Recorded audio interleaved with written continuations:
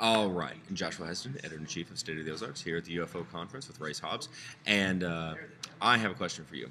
And that is, you told me when we interviewed the last time, you told me about your UFO experience. You were seeing a UFO. Tell me about that again. It was back in your radio days. Yeah, back in 1990. Yeah, that's when really the active interest started in UFOs. Yeah. I was running an air shift overnight on KZKZ 106.3 FM. It was a rock station down in Fort Smith, and I'm so used to saying KGRA. But I was running a shift, and a guy called me from his mobile phone in his car, and he was about almost like 8 or 10 miles away from me, and he said, "There's some big object over the top of my car. You know, I know where your station is.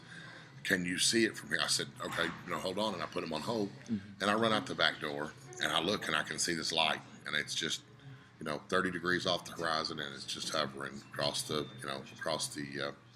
horizon there.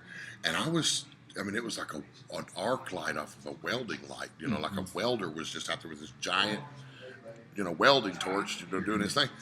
But it was just floating there, and I forgot that I was running a radio show.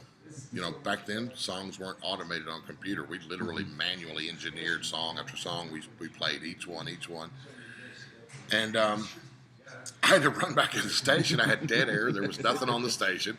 And I turned the song back on, and I picked up the phone, and I said, "Are you there? And did you see it? Did you see it?" And I was like, "Yeah, I see it. I saw it."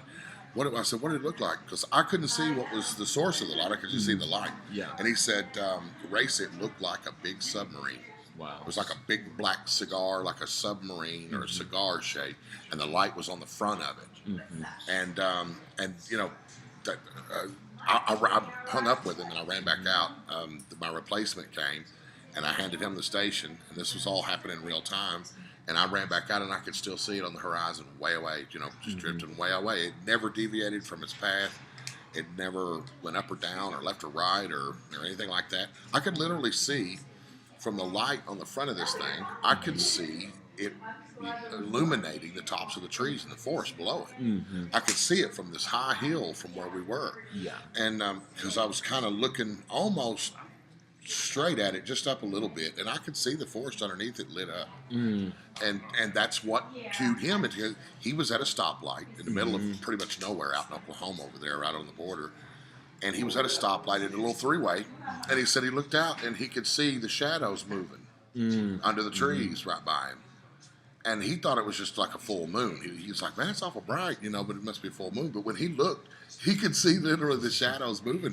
So he went through the light. When the light turned green, he went through the light, pulled over, and he looked up, and that's what he saw. And the only person he could think that would be up at middle of the night was the guy he was listening to on the radio. Yeah. So he called the station, and I verified what he saw, and that's how it all started. Yeah.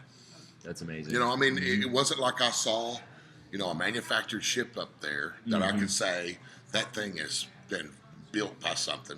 It's under intelligent control. Yeah. And, and this is, one of these, I've never had that. I've not been fortunate enough, although there are thousands of people who have, Josh, I'm not one of those. And I've been looking, I've seen things that I can't identify and I can't explain, but that's just by definition a UFO. So it doesn't necessarily mean that it's extraterrestrial or from another universe, or another part of the universe or something, or another solar system. It means it's system. Unidentified, and we don't know what it is, but we're interested. And we're going to find out maybe someday if we're lucky. Yeah. Absolutely. Well, thank you so much for sharing that story. Thank you so much. It's been a pleasure. Yeah. Yeah. And we will catch up with you guys very soon.